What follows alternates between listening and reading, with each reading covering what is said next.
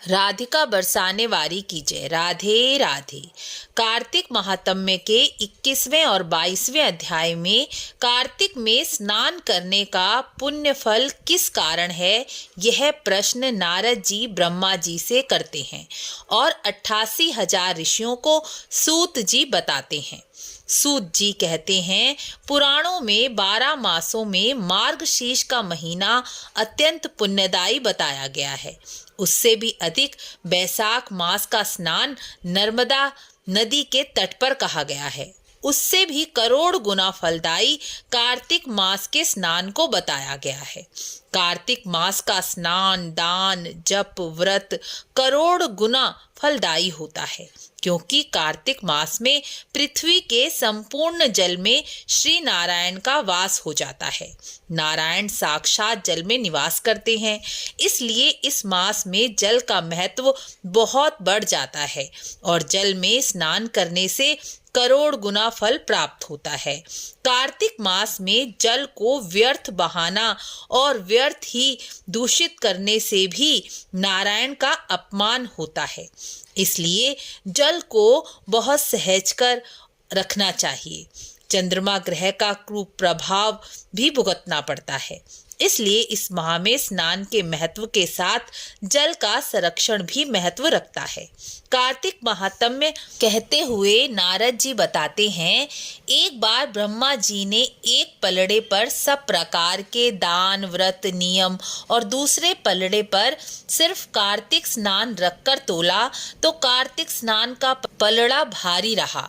इस कारण भी कार्तिक स्नान की महत्ता और अधिक बढ़ गई है। कार्तिक मास में प्रातःकाल कम से कम 5:30 बजे तक स्नान कर लेना चाहिए। इसके बाद के स्नान को कार्तिक स्नान नहीं कहा जाता।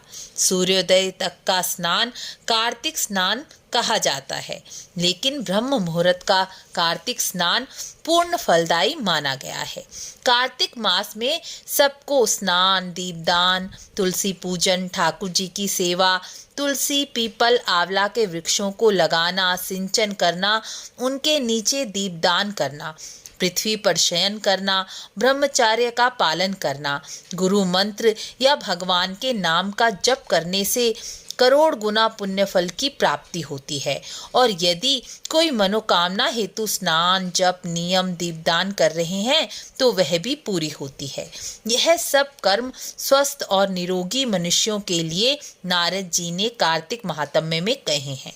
लेकिन सूत जी कहते हैं, जो धन से असमर्थ हैं या रोगी हैं, वह कार्तिक मास का स्नान, दान का पुण्य फल कैसे प्राप्त करेंगे? इस पर 21वें अध्याय में नारद जी कहते हैं, जो मनुष्य धन से असमर्थ है वह केवल भगवान की लीला कथा, भगवान के नाम का जप, कार्तिक महात्म्य की कथाएं सुने, कीर्तन में जाकर बैठे। जो धन से संपन्न हैं उन्हें कार्तिक में दान पुण्य करने की प्रेरणा दें। यदि कोई धनी व्यक्ति किसी गरीब व्यक्ति की प्रेरणा से अपना धन, अन्न कार्तिक मास में दान करता है तो उसका कुछ फल प्रेरणा देने वाले व्यक्ति को भी प्राप्त हो जाता है। कार्तिक में दीपदान नहीं कर सकते तो मंदिर में जाकर शिवालय, पीपल, तुलसी, आंवला के नीचे हवा से बुझे दीपक को फिर से जलाएं या जलते हुए दीपक की हवा से रक्षा करने का प्रयत्न करें, तो भी मनुष्य को दीपदान का ही फल प्राप्त हो जाता है। कार्तिक में अन्नदान के लिए एक मुट्ठी आटा और उसमें 1 चम्मच चीनी डालकर चींटियों को डाल दें तो अन्नदान का फल प्राप्त हो जाएगा। गीता के 18वें अध्याय को सुनने से भी मनुष्य के पापों का नाश हो जाता है, दरिद्रता के दोष से मुक्ति मिलती है। धन से असमर्थ यह सब कार्य करके पुण्य फल प्राप्त कर सकते हैं। जो रोगी हैं, शरीर से असमर्थ हैं, वह केवल प्रातःकाल ब्रह्म मुहूर्त में उठकर बिस्तर पर ही बैठ जाएं और भगवान के नाम का जप करें, अर्थात भगवान के नाम से मानसिक स्नान करें, क्योंकि चाहे मन हो या शरीर भगवान के नाम के सिवा उसे कोई भी पवित्र नहीं कर सकता। लेकिन यह विधि केवल रोगी व्यक्ति के लिए है। जो स्वस्थ है, स्नान कर सकते हैं, उन्हें ऐसा कभी नहीं करना चाहिए। भगवान का नाम लेकर कहें, हे अच्युत, हे अनंत, हे गोविंद, आपका नाम पवित्र है और यह नाम सभी को पवित्र करने की सामर्थ्य रखता है। इसलिए यह नाम मुझे भी पवित्र करे, स्वस्थ करे। इन 3 नामों के लगातार जप से रोगी व्यक्ति भी स्वस्थ हो जाता है, ऐसा शास्त्रों का कथन है। कार्तिक मास में भागवत के एक श्लोक या आधे श्लोक या चौपाई का भी श्रद्धा और विश्वास से जप किया जाए तो भागवत पढ़ने का पुण्य फल प्राप्त हो जाता है। इस प्रकार आप कार्तिक में पुण्य कर्म करके पुण्य फल अर्जित कर सकते हैं।